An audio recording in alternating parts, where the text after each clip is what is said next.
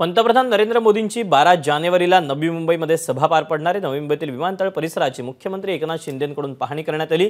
MHTLच्या उद्घाटनाच्या कार्यक्रमाच्या निमित्ताने या सभेचं आयोजन करण्यात आले। दरम्यान नवी मुंबई विमानतळ परिसरातून आढावा घेतलेला आहे अभिषेक मुठाळला।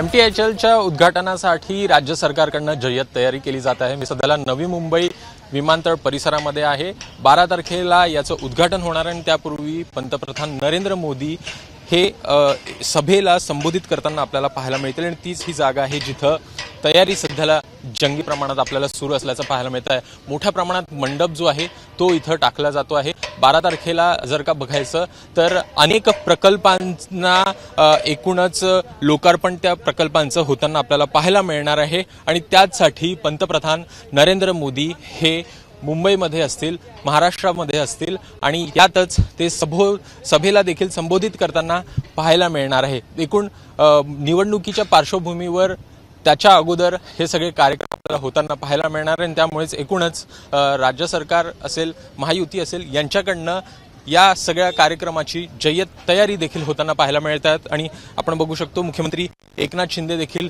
इथं दाखल झालेले होते आणि त्यांच्याकडनं या संपूर्ण कार्यक्रमाची जो आढावा आहे, पाहणी आहे ती देखील करण्यात आल्याचं आपल्याला दिसतंय।